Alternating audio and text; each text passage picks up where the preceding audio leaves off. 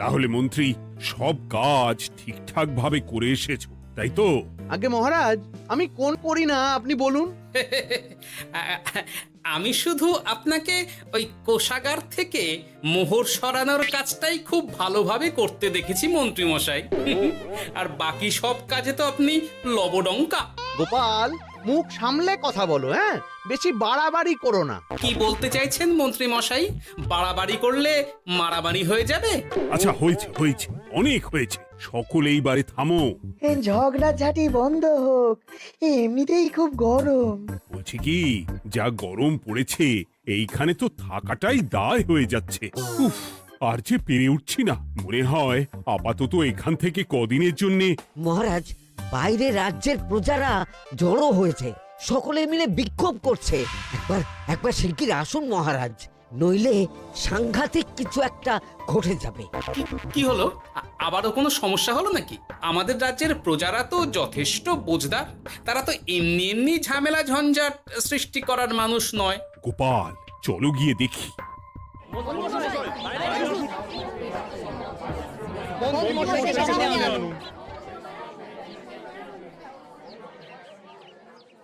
কি ব্যাপার, তোমাদের কি সমস্যা হয়েছে? এইভাবে বিক্ষোভ করছো কেন? মহারাজ, মন্ত্রী মশাইকে সামনে আনুন, তারপর বলছি কি হয়েছে না হয়েছে। সেরেছে। আরে, আমাকে ডাকছে কেন? আচ্ছা, বলছি তোমরা একটু শান্ত হও।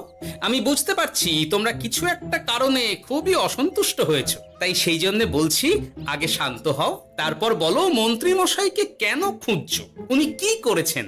গোপাল দাদা, তুমি তো জানোই রাজ্যে যা গরম পড়েছে, তার জন্য খাল বিল পুকুর নদী নালা একেবারে শুকিয়ে গেছে, চারিদিকে জলের হাহাকার। হ্যাঁ হ্যাঁ, সে তো জানি। গত সপ্তাহে এই সমস্যার কথা জানিয়ে মহারাজকে অনুরোধ করে গিয়েছিলাম যে রাজ্যের বাঁধটা যাতে খুলে দেওয়া হয়। কেন? আমি তো তোমাদের কথা রেখেছি। আমি তো দুদিন আগেই মন্ত্রীকে পর্যাপ্ত পরিমাণে মোহর দিয়ে বাঁধ খোলার কাজে পাঠিয়েছিলাম। কেন, উনি কি বাঁধ খোলেননি? সেইটা ওনাকেই জিজ্ঞাসা করুন। গত দুদিনে উনি তো বাঁধ খুলতে আসেনি, উপরন্তু আমরা ওনাকে ডাকতে গেলে উনি আমাদেরকে তাড়িয়ে দিয়েছেন। সে কি, এ তো ভারী অন্যায়।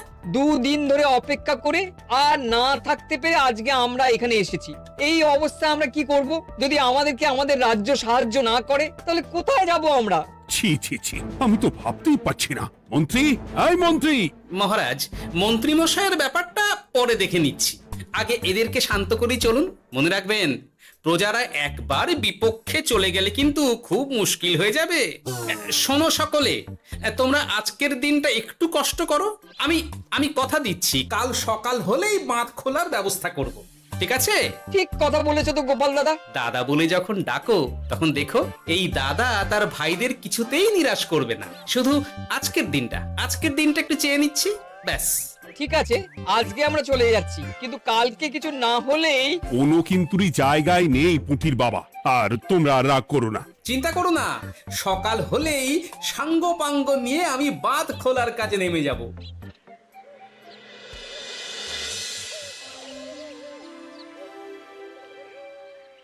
ছি ছি মন্ত্রী, তুমি এইভাবে আমায় মিথ্যে বললে। ভাবতেই পারছি না কি দরকার ছিল আমায় মিথ্যে আশ্বাস দিয়ে প্রজাদের সামনে নাক কান কাটার। মুখে কুলুপ কেন? উত্তর দাও। না মানে, আমার শরীরটা ঠিক ভালো ছিল না, তাই বাড়ি থেকে বেরোতে পারিনি। বলছি কি, শরীর খারাপ থাকলে রাজসভায় খবর দিতে পারতেন, আমরা কেউ দায়িত্বটা পালন করতাম, কি আছে?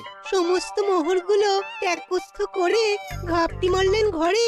ছি ছি, জানাই আপনাকে ধিক্কার। সকলে মিলে করো প্রতিবাদের চিৎকার। মন্ত্রী মশাই, ছি ছি ছি ছি ছি ছি। মহারাজ, আপনি এক্ষুনি মন্ত্রী মশাইকে কদিনের জন্য সভা থেকে বহিষ্কৃত করুন। সে তো করবই, তবে তার আগে আমি চাই কালকে যখন বাঁধ খুলতে তোমরা নামবে, তখন সেই কাজে কোনো লোক নিয়োগ না করে মন্ত্রীকেই বাঁধ খুলতে নামাবে। মহারাজ, এ কেমন বিচার আপনার? আমি না রাজ্যের মন্ত্রী। মন্ত্রী না ষড়যন্ত্রী। মন্ত্রী মশাই, তাহলে কালকের জন্য প্রস্তুত থাকুন। মহারাজের বাঁধ খোলার জন্য সকল মোহর তো আগেই আত্মসাৎ করেছেন, এবার শুধু কাজে নেমে পড়বেন, কেমন?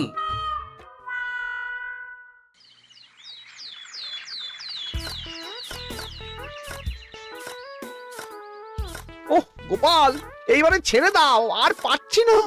এত সহজে হাল ছাড়লে হবে বলুন? এই কে আছো? ওই শাবল কোদালগুলো দাও, আমি এদিকটায় খুঁচিয়ে দিই। সভাকবি, বিজ্ঞানী, এসো এসো এসো, হাত লাগাও। সবে মিলে করি কাজ, বাঁধ খোলা হবে আজ। বাঁধ খোলা হবে আজ, মন দিয়ে করো কাজ। একদম, হাত লাগাও, জোর লাগাও। গোপাল দাদা, সভাকবি, বিজ্ঞানী দাদা আর আর বাকি দাদা ভাইরা আসুন আসুন, সকলে একটু শরবত খান। আমাকেও একটু শরবত দাও। মোহরগুলো খেয়েও তৃষ্ণা মেটেনি বুঝি? হুম হুম। বাঁধ এক্ষুনি খুলবে, প্রজাদের সব জ্বালা জুড়বে। বাঁধ খুলে গেছে। আমাকে বাঁচাও, আমাকে বাঁচাও। কোনো সময় ভুল করলে নিজেই সেই ভুল শুধরে আবার ফিরতে হয়। আপনিও তাই করুন মন্ত্রী মশাই, নিজে নিজেই উঠে আসুন। চলো সকলে। গোপাল, তুমি তোমার সাথীদের নিয়ে যা করলে সত্যি ভাবাই যায় না। মহারাজ, নিজেদের রাজ্যের সমস্যায় নিজেরাই কোমর বেঁধে নেমে সমস্যার সমাধান করেছি, পরিস্থিতি মোকাবিলা করেছি। এর জন্যে আপনি এমন করে বলবেন না। ওহ, তোমরা না থাকলে যে কি হতো। মহারাজ, আমরা আছি তো, এত ভাববেন না আপনি। আপনি বরং আমাদের সকলের জন্য কিছু খাবারের ব্যবস্থা করুন, খুব খিদে পেয়ে গেছে। হ্যাঁ, নিশ্চয়ই নিশ্চয়ই। তোমরা সকলে ভিতরে এসো, হাত পা ধুয়ে নাও। ততক্ষণে আমি রানীকে আহারের ব্যবস্থা করতে বলছি।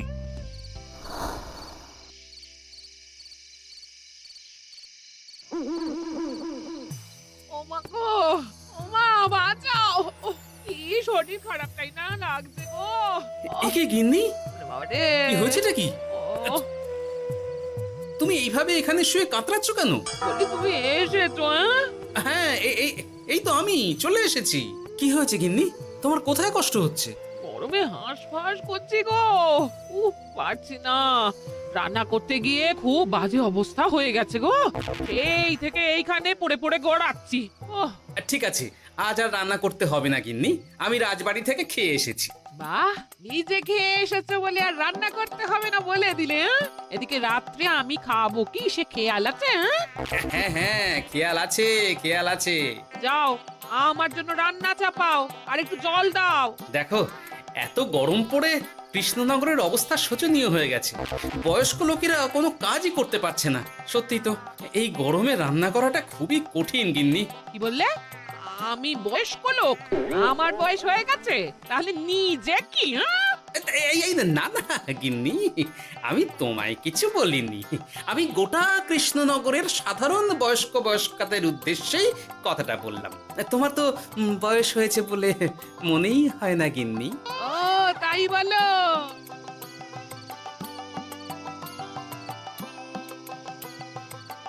নাও গিন্নি, জল নাও। আজ না হয় আমি রান্না করব। হে ভগবান, মুখের একটু লাগাম দাও। এইভাবে যখন তখন সত্যি কথা বলিও না।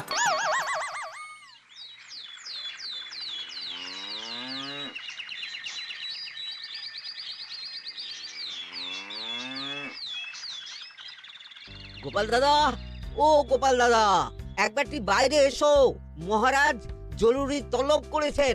আবার কি হলো? গোপাল দাদা, গিন্নি, একবার ও বাইরে গোপাল গিয়ে দাদা। দেখে আসি, বুঝলে? পেয়াদা এসে অনেকক্ষণ থেকে ডাকছে। গোপাল দাদা, আচ্ছা, গিয়ে গোপাল দেখো। দাদা, ও গোপাল দাদা, গোপাল দাদা, ও গোপাল দাদা, আরে তুমি এক্ষুনি একবার প্রাসাদে চলো, রানীমার খুব শরীর খারাপ করেছে, মহারাজ তোমাকে খবর দিতে বললেন।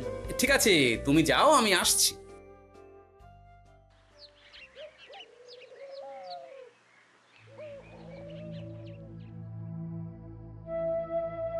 গোপাল, কি হবে বলো তো?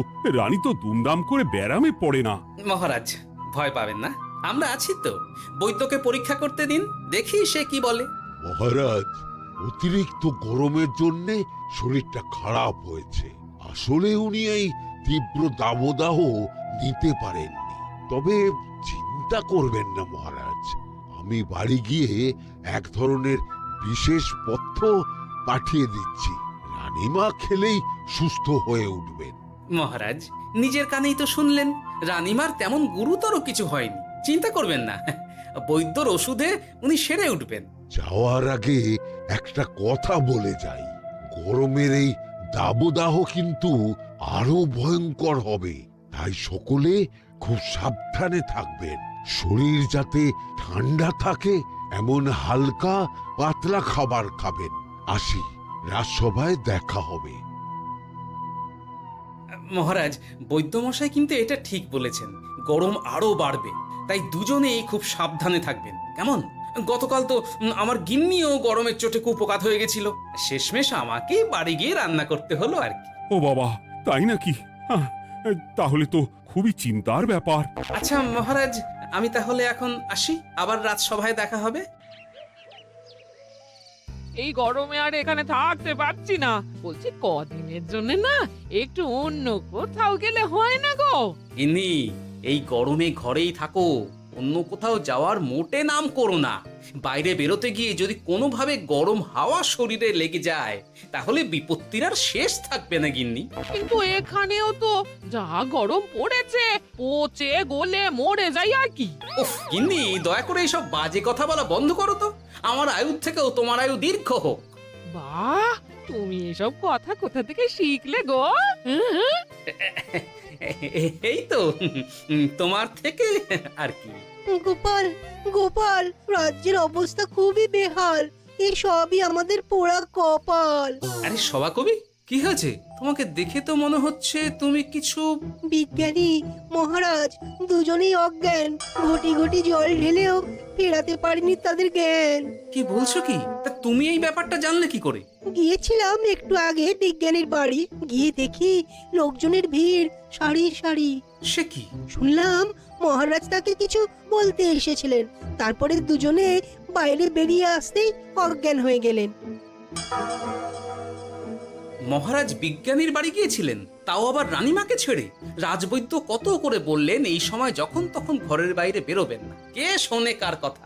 আমার মনে হয় মহারাজ তেমন কোনো গুরুত্বপূর্ণ কিছু কথা বলতেই বিজ্ঞানীর বাড়ি গিয়েছিলেন। গরম কমানোর উপায় আলোচনা করতে হয় তো গিয়েছিলেন।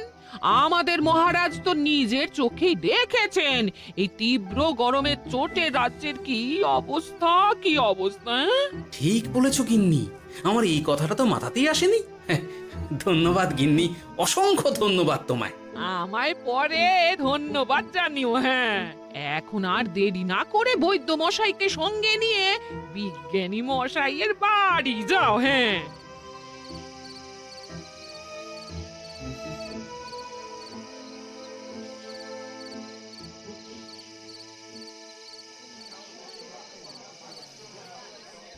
কি বুঝছেন বৈদ্যমশাই?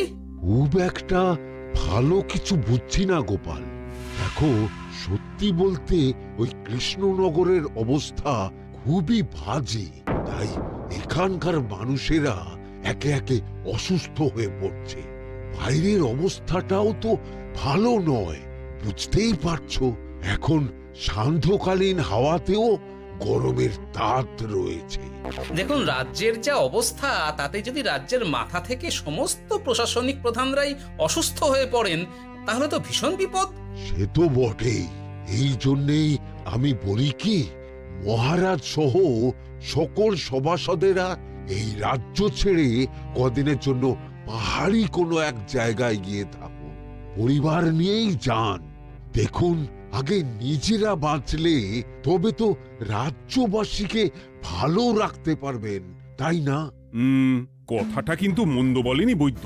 গোপাল, এই গোপাল, তুমি পাহাড়ে যাওয়ার ব্যবস্থা করো। এইখানে আর কিছুদিন থাকলে মরেই যাব। হ্যাঁ গোপাল, আমারও তাই মত। এক্ষুনি যা শরীরে ক্লান্তি এসেছে, আর কদিন এইখানে থাকলে মরেই যাব। মহারাজের অনুরোধে গরম কমানোর কোনো ব্যবস্থাও তো করতে পারলাম না, বাইরে বেরোনো মাত্রই দুজনে মূর্ছা গেলাম। বাবা, ঠিক আছে, বুঝেছি। মহারাজ, আপনি আর এই ব্যাপারটা নিয়ে বেশি ভাববেন না। বিজ্ঞানী, তুমিও আর বেশি কথা বলো না। আমি পাহাড়ে যাওয়ার ব্যবস্থা করছি। আমরা রাজসভা সকলে সব পরিবারে যাব। অনেক কাজ হয়েছে, এখন কিছুদিন আমাদের বিশ্রাম দরকার।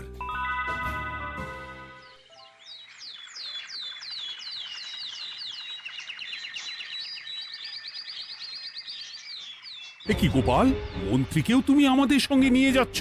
আহ, তুমি কি সব ভুলে গেছো? মহারাজ, আপনি খামোখা উত্তেজিত হবেন না। আপনার শরীরটা কিন্তু ভালো নেই। আর মহারাজ, আপনার রাজ্যে বাস করে আপনার থেকেই শিখেছি বিপদের দিনে পরম শত্রুকেও দূরে ঠেলতে নেই। গোপাল এটা ঠিক কথাই বলেছে। যতই হোক, উনি তো আমাদের মন্ত্রী, তাই এই বিপদের দিনে ওনাকে ফেলে যায় কি করে বলুন তো? সত্যি গোপাল, তোমার তুলনা নেই। ঠং, সবই নাম কেনার চেষ্টা। গোপাল, চলো এইবারে রওনা দিই। বলছি, খাবার দাবার আর জলের কলসিগুলো উঠেছো তো? হ্যাঁ, খাবারের পাত্রগুলো আপনার জিম্মায় থাকবে, আর জলের কলসিগুলো আমি সামলাবো।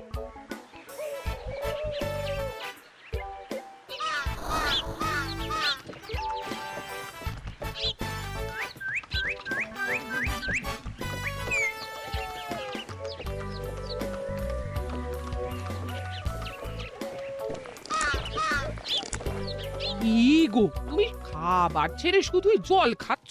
ওদিকে মন্ত্রী মশাই যে সব খাবার একাই সাবার করে দিলে না? ভালোই তো, থাক না।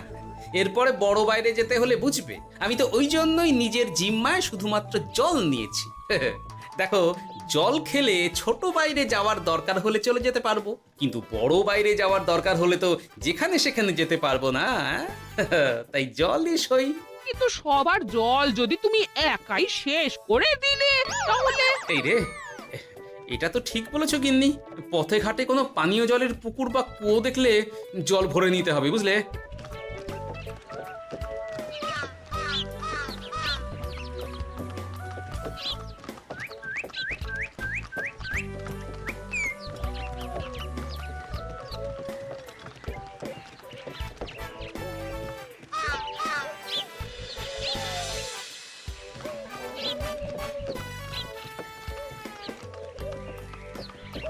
সকলে আসুন, দেখুন দেখুন, মহারাজ আমার মূর্ছা গিয়েছেন।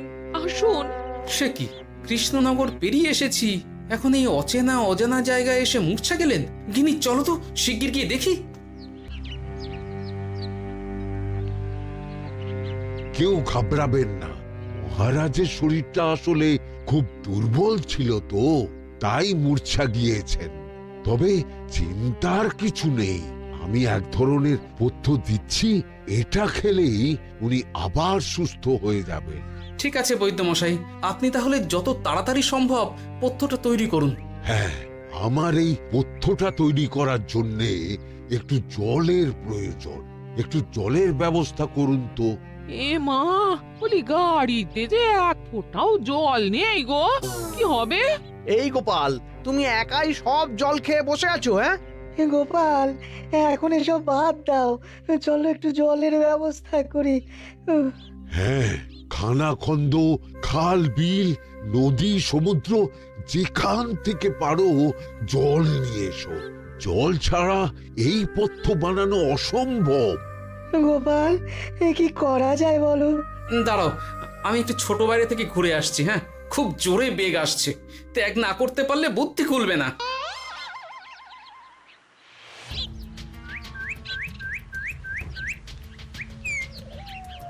ওদিকে একটা পাত কুয়ো দেখতে পাচ্ছি মনে হচ্ছে।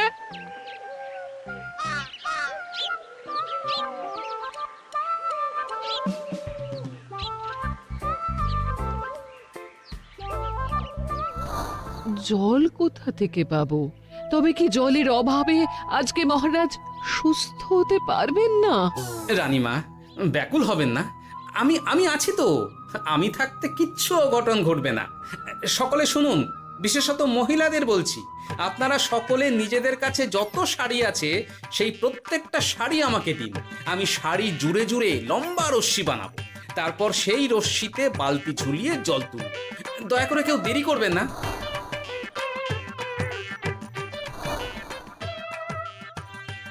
এই নাও আমার 5খানা শাড়ি। হ্যাঁ, এই নাও আমার 10খানা শাড়ি। আমি বাবা আমার লতা পাতা মিনি করা শাড়িগুলো দেব না। যা পারো করো, আমি বড় বাইরেতে যাচ্ছি। ওমা, বিপদের দিনে শাড়ি দেবে না? গায়ের জোরে নিয়ে আসবো। হ্যাঁ,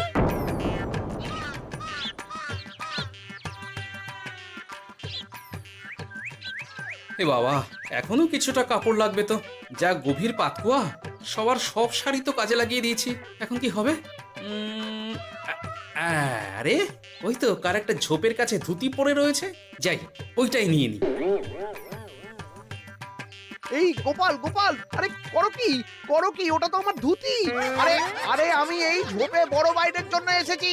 আরে মন্ত্রী মশাই, বড় বাইরে করার সময় অযথা অন্যদিকে মন দেবেন না, তাহলে পেট সাফা হবে না।